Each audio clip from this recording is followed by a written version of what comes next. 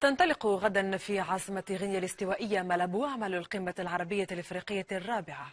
وتعقد القمة تحت شعار معا من أجل التنمية المستدامة والتعاون الاقتصادي، حيث تبحث تعزيز التعاون الاقتصادي والسياسي بين الجانبين العربي والأفريقي، وإنشاء آلية لتمويل البرامج والمشاريع المشتركة بينهما.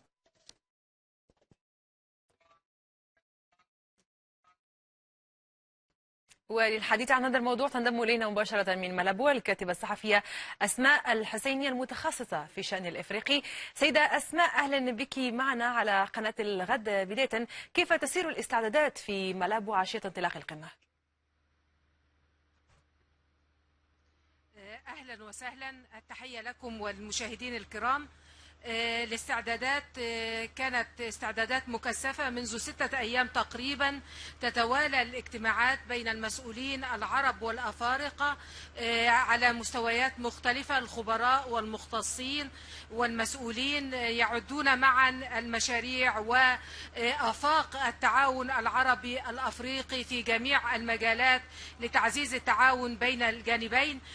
البلد المضيف غينيا الاستوائية بذلت جهود جبارة من أجل الإعداد للقمة على مدى عام تقريبا. الأمانة العامة للجامعة نعم.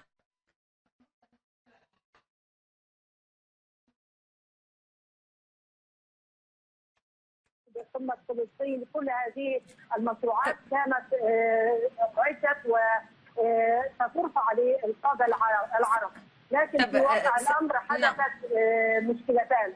المشكلة الأولى خاصة بخطة العمل العربي الأفريقي المشترك، وكان هناك عليها اعتراضات من الجانب الأفريقي لأنه يروا أنها خطة فضفاضة وأنه هناك حاجة للتفصيل، وتم حل هذه القضية بالاتفاق على تأجيل الإعلان عن الخطة لمدة 6 شهور يتم إعدادها بشكل جيد مرضي للطرفين. أما القضية الثانية وهي قضية عويصة وسببت مشكلة على مدى الأيام الماضية، باليوم الأخير عفوا أمس واليوم فقط، كان وجود لافتة لما يسمى بالجمهورية الصحراوية في الاجتماعات، وهو ما أثار احتجاج شديد من الوفد المغربي الذي أعرب عن احتجاجه وغضبه. وتم فض الجلسة الافتتاحية للاجتماع المشترك بين الوزراء الخارجية والاقتصاد والتجارة أمس لمدة 7 ساعات. عادوا بعدها ليتجدد الخلاف مرة أخرى، ثم اليوم هل غادر الوفد المغربي؟ سحبت 8 دول. الوفد المغربي انسحب من الاجتماعات، واليوم تعاطفت أو اتخذت موقفا مماثلا له 7 دول أخرى، أي أصبحوا 8. هذه الدول هي السعودية والكويت والإمارات وقطر والبحرين واليمن والأردن، وانضمت إليهم لاحقا سلطنة عمان. وبالطبع هذا الانسحاب خيم على أجواء القمة التي تبدلت بعد أن كانت هناك أجواء مبهجة وشوارع ملابو ومناخها الاستوائي والأمطار والرقصات في الشوارع. ألم تكن هناك أي بوادر صلح أو لتقريب وجهات النظر السيدة أسماء؟ نعم، هناك اتجاهان. اتجاه يرى من الجانب العربي الذي انسحب يتشدد، وفي المقابل هناك دول أفريقية، غالبية الدول الأفريقية ترى أن هذا غير لائق وأنها مصرة هي الأخرى على موقفها.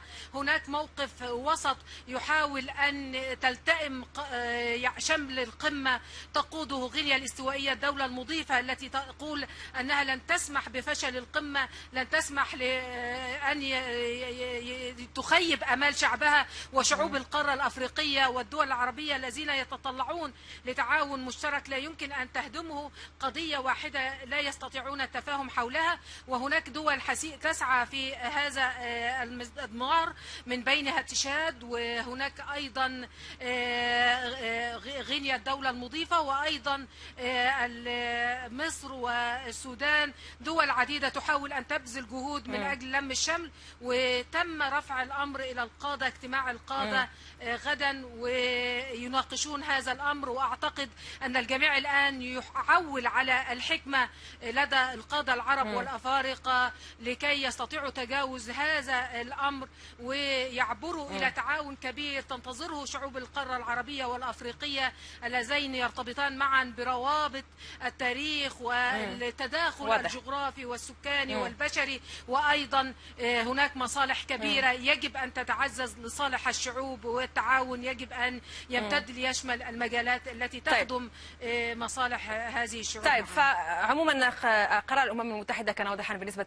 لقضية الصحراء المغربية. شكرا جزيلا لك من ملبو الكاتبة الصحفية أسماء الحسيني المتخصصة في الشأن الإفريقي.